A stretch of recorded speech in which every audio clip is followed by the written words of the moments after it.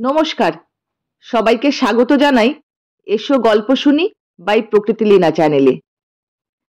এখানে আমি নিয়ে আসছি সবার জন্য নানান স্বাদের নানান ধরনের গল্প। সেই গল্পগুলো যদি তোমাদের ভালো লেগে থাকে তাহলে লাইক, শেয়ার এবং সাবস্ক্রাইব করে দিও এবং সেই সঙ্গে বেল আইকনটিকেও প্রেস করে দিও যাতে নতুন গল্পের আপডেট পৌঁছে যায় তোমাদের কাছে। তাহলে আজকে আর দেরি না করে শুরু করি আজকের গল্প। আজকে তোমাদের শোনাতে চলেছি স্বর্ণকুমারী দেবী রচিত সন্ন্যাসিনী। তাহলে আর দেরি না করে চলো শুরু করা যাক আজকের গল্প সন্ন্যাসিনী। নদী তীরে সুবিস্তৃত শ্মশান প্রান্তে ভস্মাবশেষ চিতার সম্মুখে কে ওই দিনবেশা আলুলায়িত কুন্তলা মলিনমুখী রমণী বসিয়া? ও বুঝি সন্ন্যাসিনী, ওই নির্জীব নিষ্প্রাণ চিতাভস্যের মতন তাহার হৃদয় বুঝি আজ সুখ ও দুঃখহীন। আপনার মর্ম শোনিতে ওই চিতাবন্যী নির্বাসিত করিয়া জীবন্তে বুঝি আজও জীবনহীনা। হায়, সবেমাত্র যে কচি হৃদয় নবীন প্রেমে, নবীন আশায়, নবীন বাসনায় মুকুলিত হইয়া উঠিয়াছিল, কে জানিত সূর্য না অস্ত যাইতেই শুষ্ক পত্রের মতো এইরূপ করিয়া পড়াই তাহার পরিণাম। যখন নলিনী ফুলের মতো মুখটি লইয়া বাল্যসখা কুমারের হাত ধরিয়া হাসিতে হাসিতে এই নদী তীরে বসিয়া গল্প করিত, নদীর জলে ফুল ভাসাইয়া ছোট ছোট পা দুখানি দিয়া ঢেউগুলির সঙ্গে সঙ্গে ফুলগুলি নাড়াইয়া দিত, নদীর জলে নামিয়া দুজনে সাঁতার কাটিয়া বেড়াইত, তখন কে জানিত তাহার এই পরিণাম। সেদিনও যখন এই নদী তীরে বসিয়া কুমার তাহাকে তাহাদের ভবিষ্যৎ কাহিনী শুনাইতেছিলেন, কল্পনাপটে সুখের ছবি আঁকিয়া দেখাইতেছিলেন, তখন নলিনী কি একবার স্বপ্নেও মনে করিয়াছিল যে তাহাদের কল্পনা কেবল কল্পনাতেই অবসান হইবে? সেদিন বসন্তের প্রভাত, নদীর চঞ্চল বুকে রবিকিরণ তরঙ্গ ভঙ্গে খেলা করিতেছে, নদীর ধারে মুকুলিত আমের গাছে একটি পাপিয়া সুর ভাজিতেছে, তখন কুমার ও নলিনী বসিয়া আছেন। নলিনীর মুখখানিতে আজ হাসি নাই, তাহার চোখে জল। মিবার সেনাপতি অজয় সিংহ এই উপত্যকা পথ দিয়া যখন সেনাপতি মাহবুব খাঁর গতিরোধ করিতে যাত্রা করিবেন, কুমার সেই অবকাশে তাহার সেনাদলভুক্ত হইয়া যুদ্ধযাত্রা করিবেন, এই সংবাদে নলিনী কাতর হইয়া পড়িয়াছে। এক বৃন্তে দুইটি ফুলের মতন তাহারা পাশাপাশি বাড়িয়াছে। কুমার গেলে নলিনী একাকী কি করিয়া থাকিবে? এই ভাবিয়া নলিনীর নয়নে অশ্রু জল। কুমার নলিনীর চোখ মুছাইয়া বলিলেন, নলিনী, কাঁদিতেছ কেন? আমি আবার শীঘ্রই আসিব। নলিনী উত্তর করিল না, অশ্রুপূর্ণ নেত্রে নীরবে কুমারের মুখের দিকে চাহিয়া রহিল। কুমার আবার বলিতে লাগিলেন, যখন শত্রু নিপাত করিয়া মহারাজের নিকট হইতে জয়মালা পুরস্কার আনিয়া তোর চুলে পড়াইয়া দিব, তখন। বলিতে বলিতে কুমারের মুখ উদ্দীপ্ত, চক্ষু সজল অথচ জ্যোতির্ময় হইয়া উঠিল। তাহার আজন্মের আশা, কল্পনার সফলতা যেন তাহার নয়নে মূর্তিমত্ত হইয়া উঠিল। তিনি আর একবার কেবল আস্তে আস্তে বলিলেন, তখন নলিনী, তখন। নলিনী সজল নেত্রে একটু হাসিল। কুমারের আর কোনো কথা বলা হইল না। তাহার হাত দুখানি দুই হাতের মধ্যে রাখিয়া আনন্দ বিহবল নেত্রে মুগ্ধের মতো তিনি কেবল তাহার চোখের দিকে চাহিয়া রহিলেন। এই রূপে কত সময় বহিয়া গেল তাহারা বুঝিতেও পারিলেন না। সহসা উপত্যকা পথে সৈন্যের কোলাহল, অশ্বপদধ্বনি, বাদ্যধ্বনি উত্থিত হইল। কুমার স্বপ্নস্থিতের ন্যায় বলিয়া উঠিলেন, ওই বুঝি রাজধানী হতে সৈন্য আসিতেছে। নলিনী, নলিনী, দেখবি আয়। আজ এই ক্ষুদ্র উপত্যকা গ্রামের প্রাণে উত্তেজনা ও আনন্দের সীমা নাই। রাজধানী হইতে সৈন্য আসিয়াছে, সুসজ্জিত অশ্বারোহী সৈন্যগত শ্রেণী বাঁধিয়া চলিয়াছে। তাহাদের বর্ষাফলকে রৌদ্রকিরণ পড়িয়া ঝকমক করিতেছে। ঔৎসুক্য ব্যাকুল গ্রামের আবাল বৃদ্ধ বনিতা পথপ্রান্তর জনতাময় করিয়া তুলিয়াছে। গৃহের ছাদ, এমনকি গাছের ডালও জনশূন্য নহে। মাতৃবক্ষস্থিত নিদ্রিত শিশু কোলাহলে জাগরিত হইয়া এই বিস্ময় দৃশ্য দর্শনে কাঁদিতে পর্যন্ত ভুলিয়া গিয়াছে। নলিনীও এই সৈন্য সমারোহ দেখিয়া এমনই মুগ্ধ হইয়া গিয়াছে যে জনস্রোত তাড়নে কুমার যে কখন তাহার পার্শ্ব হইতে বিচ্ছিন্ন হইয়া পড়িয়াছেন তাহা সে জানিতেও পারে নাই। সহসা বালিকার মুগ্ধ নেত্রে ভয় বিহবল চকিত কটাক্ষ প্রকটিত হইল। তাহার ক্ষীণ দেহ লতিকার মতো কম্পিত হইয়া উঠিল। সে দেখিল একটি আরোহীহীন অশ্ব জনতা ছিন্ন ভিন্ন করিতে করিতে দ্রুত গতিতে এই দিকে অগ্রসর হইতেছে। এইরূপ আর দু একটি উন্মত্ত লম্ফ, আর দু একটি মুহূর্ত, তাহার পর এখনই সে অশ্বপদে দলিত হইয়া যাইবে। বালিকা সভয় চিৎকার করিয়া উঠিয়া সেইখানেই মূর্ছিত হইয়া পড়িল। পড়িতে না পড়িতেই একজন অশ্বারোহী পুরুষ নিমেষের মধ্যে অশ্ব হইতে অবতরণ করিয়া তাহাকে ক্রোড়ে উঠাইয়া লইলেন। বালিকা মূর্ছাভঙ্গে দেখিল সে তাহার পিতৃগৃহে শয়ান। নিকটে অপরিচিত সুন্দর যুবা পুরুষ উৎসুক দৃষ্টিতে তাহার মুখের দিকে চাহিয়া। কুমার একাকী বসিয়া আছেন। নদীর ধারে বকুলের তলাটি ফুলে ফুলে ছাইয়া গিয়াছে। নলিনী এখনো মালা গাঁথিতে আসে নাই। কুমার একাকী বসিয়া আছেন। এখন আর নলিনী আগেকার মতো প্রত্যহ এখানে খেলিতে আসে না। যদি কোনোদিন আসে, তেমন করিয়া আর কুমারের সঙ্গে গল্প করে না।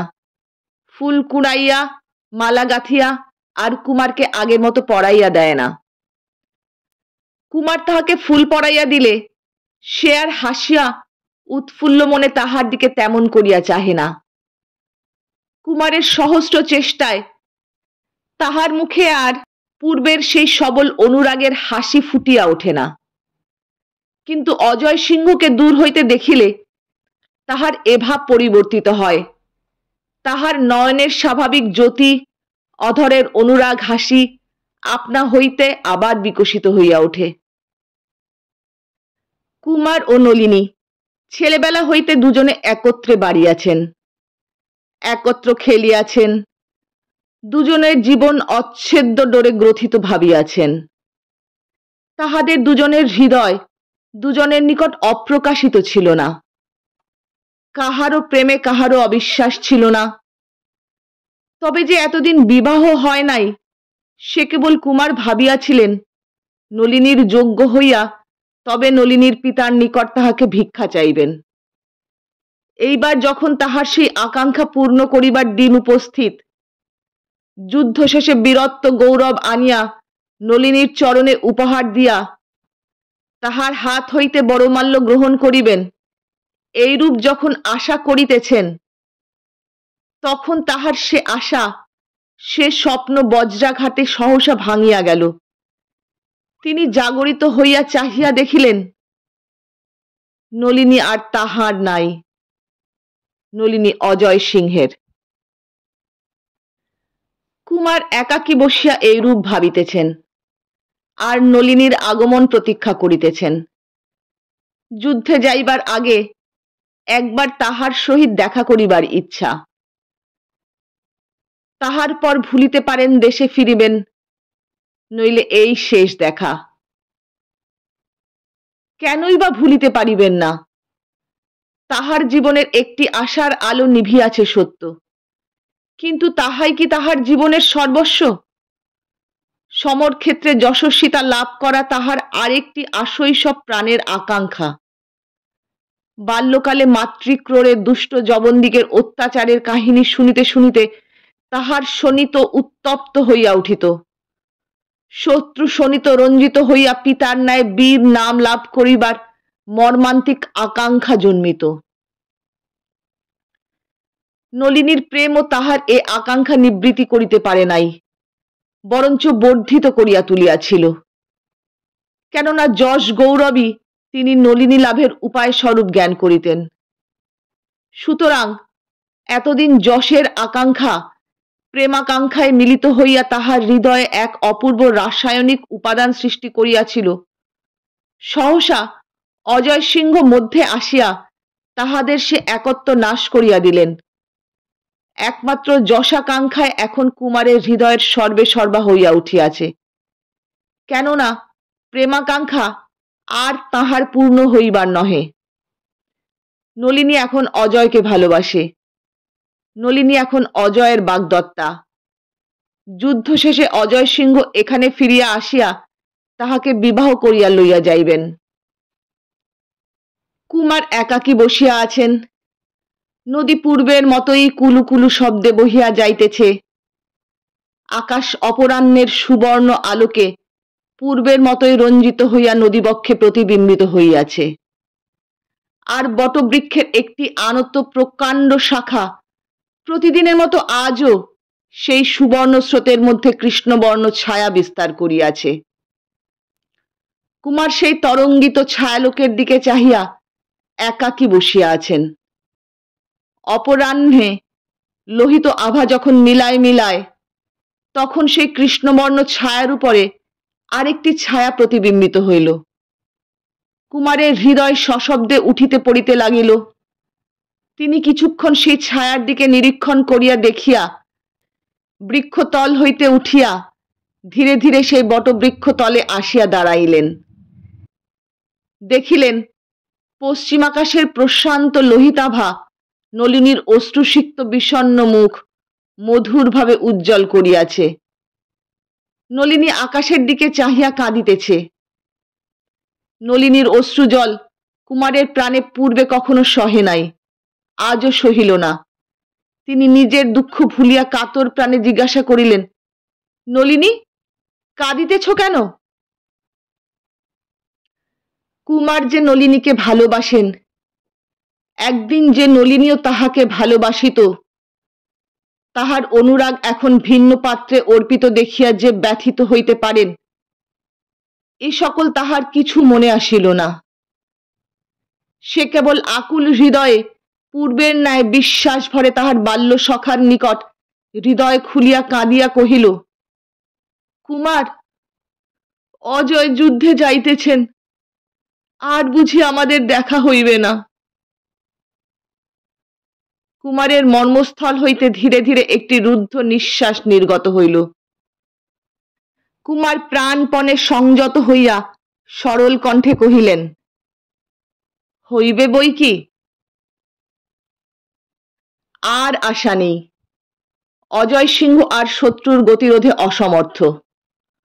পঙ্গপালের মতো শত্রু সৈন্য মিবার সৈন্যকে ঘিরিয়া ফেলিতেছে। হতবুদ্ধি বিশৃঙ্খল সৈন্যগণ কেহ দাঁড়াইয়া বর্ষার আঘাত সহ্য করিতেছে, কেহ শূন্য তরবারি চালনা করিতেছে, কেহ সেনাপতির অনুজ্ঞা অবহেলা করিয়া পলায়ন পর হইতেছে। হিন্দু সৈন্যের চারিদিকে এমনি একটা আতঙ্ক, নৈরাশ্য, হাহাকার পড়িয়া গিয়াছে। অজয় সিংহ নিরুপায় হইয়া অগত্যা সন্ধি স্থাপনের প্রস্তাব করিলেন। যবন সৈন্যের মধ্যে সগর্ব জয়ধ্বনি উঠিল। কুমার সিংহ এতক্ষণ তাহার সহস্র সৈন্য লইয়া অন্যদিকে শত্রু দমনের চেষ্টা করিতেছিলেন। সৌভাগ্যবশত তাহাদের পরাভব করিয়া তিনি এই সময় অজয় সিংহের সাহায্যে আসিয়া পৌঁছাইলেন। তাহার বিজয়ী সৈন্যের হুহুঙ্কারে অজয় সিংহের পলাতক ভীত সৈন্যগণ পুনরায় শ্রেণীবদ্ধ হইতে লাগিল। কুমার জয়ন্মাদের সৈন্যদল হইতে সৈন্যদলের সম্মুখীন হইয়া তাহাদের অনুজ্ঞা করিতে লাগিলেন। উৎসাহে জয়ধ্বনি করিয়া প্রবল প্রতাপে তাহারা অস্ত্র চালনা করিতে লাগিল। ভাগ্যস্রোত ফিরিল। যবন সেনাপতি মহবুব খাঁ পলাতক হইলেন। এবার তাহার সৈন্যদিগের মধ্যে আতঙ্ক উপস্থিত হইল। তাহারাও ছিন্ন ভিন্ন হইয়া পলায়ন আরম্ভ করিল।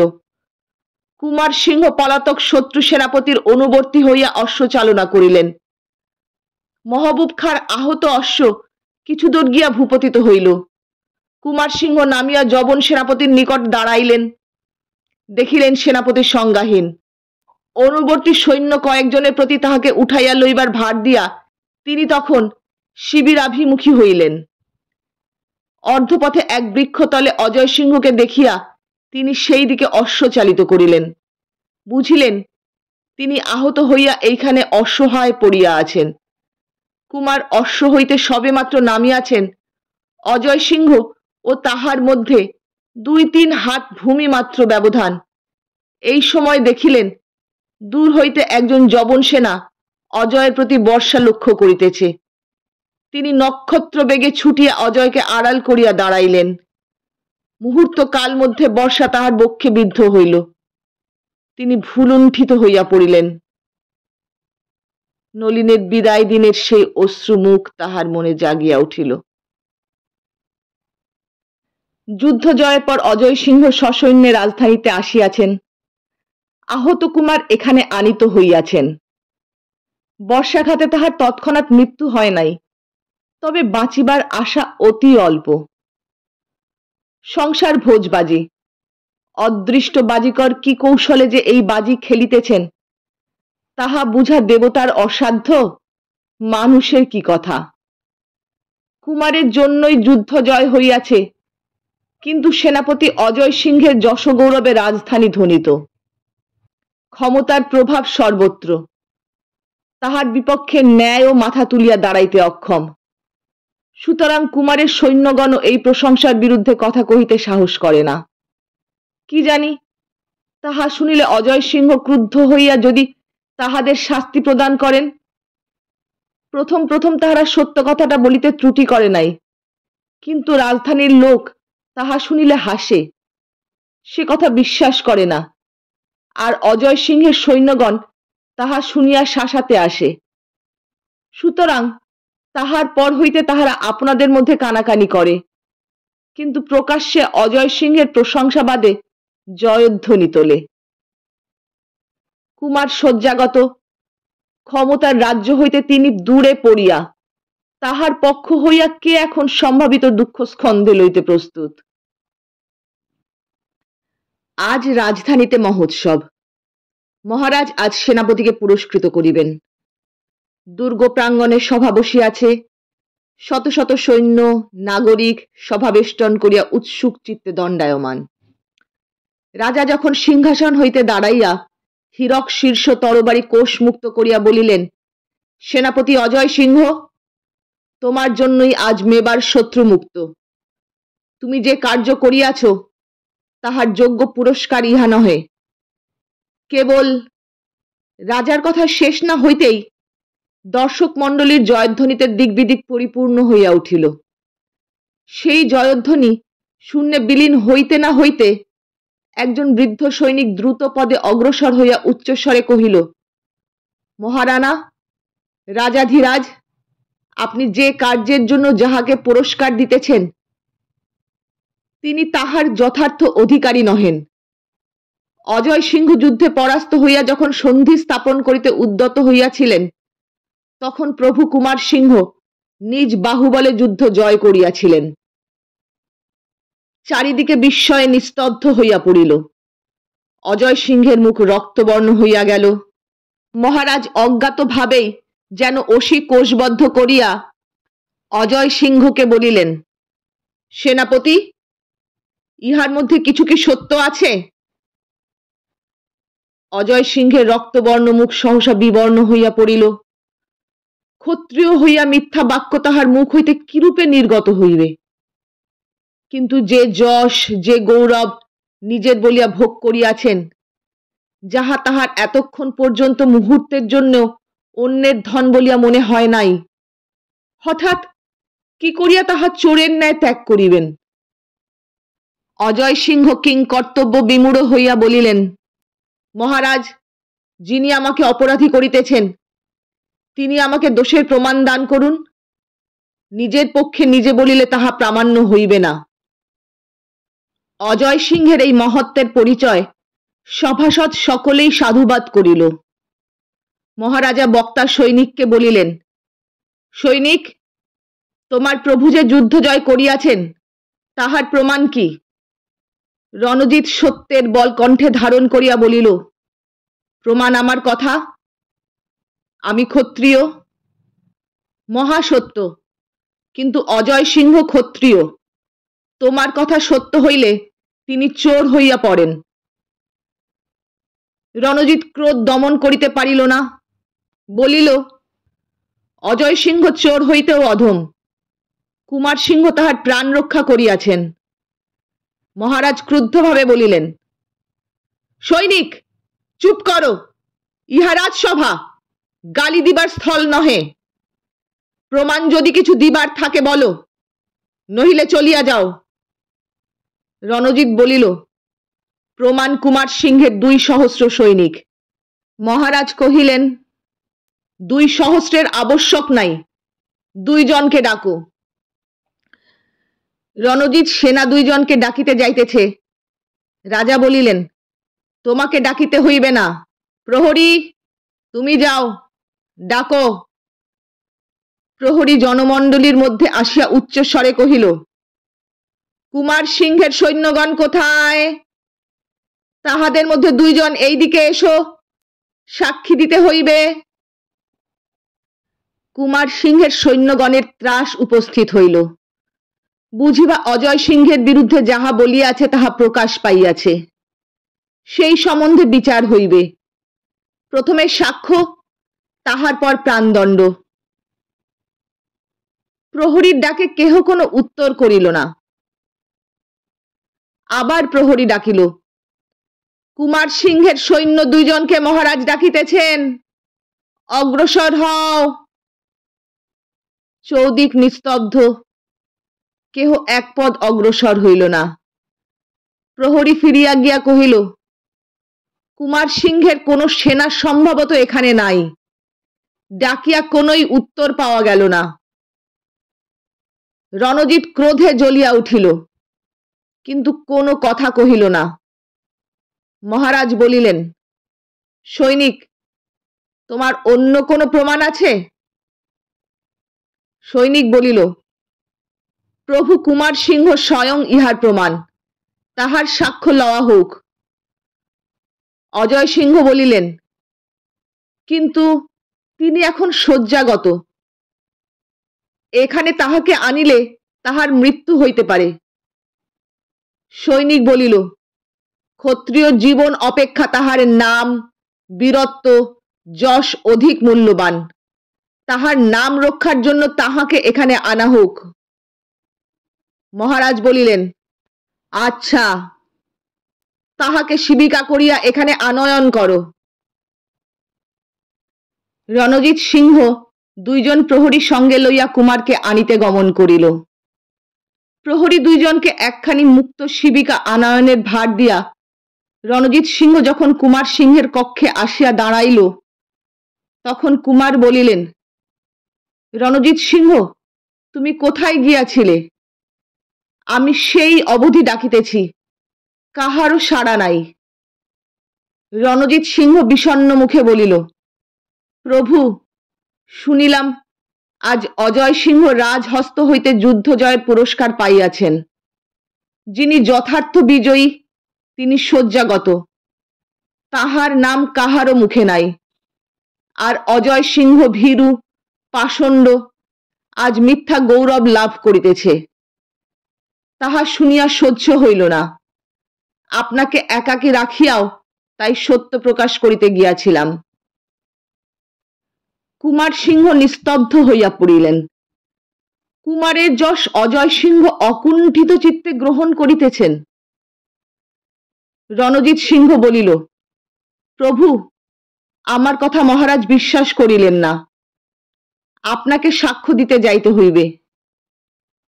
ক্রোধে কুমার সিংহের তখন সর্বাঙ্গ কম্পমান। তাহার নলিনীকে লইয়া অজয় সিংহ ক্ষান্ত নহেন। নিজের ক্ষমতায় নিজের পরিশ্রমে তিনি যে যশ যে নাম লাভ করিয়াছেন, চোরের মতো তাহা হইতেও তিনি তাহাকে বঞ্চিত করিতে উদ্যত। মনের অতিরিক্ত আবেগে তিনি সবলে শয্যায় উঠিয়া বসিলেন। বক্ষের আহত স্থান রক্তপ্লাবিত হইয়া উঠিল। আবার ধীরে ধীরে শুইয়া পড়িয়া বলিলেন, রণজিৎ সিংহ, শিবিকা এখন আনো, আমি সভায় যাইব। রণজিৎ সিংহের চক্ষে জল আসিল। সে বলিল, শিবিকা আনিতে পাঠাইয়াছি। কিছু পরে কুমারকে বহন করিয়া একখানি মুক্ত শিবিকা রাজসভায় আসিয়া পৌঁছিল। কুমারের সেই ক্ষীণ অথচ উদার বীর মূর্তির প্রতি সকলের চক্ষু পড়িল। কুমার কেবল অজয় সিংহের প্রতি তীব্র দৃষ্টিপাত করিলেন। কুমারের শিবিকা মহারাজের অতি নিকটে আনিত হইলে মহারাজ বলিলেন, কুমার সিংহ, তুমি মৃত্যু শয্যায় শয়ান। তুমি যেখানে যাইতেছ সেখানে পৃথিবীর মান যশ তোমার সঙ্গে যাইবে না। সত্য মাত্র এখন তোমার পথের সাথী। এই বুঝিয়া তুমি বলো, অজয় সিংহ বিজয়ী না তুমি? কুমার সিংহ উত্তর দিবার পূর্বে আর একবার অজয়ের শুষ্ক মলিন মুখের দিকে চাহিয়া দেখিলেন। দেখিতে দেখিতে তাহার মনে হইল, একবার ইহাকে প্রাণ দিয়াছেন, এইবার ইহাকে প্রতিশোধ দিবেন। কিন্তু প্রতিশোধ, ইহা কাহার প্রতি প্রতিশোধ হইবে? অজয়ের প্রতি না নলিনীর?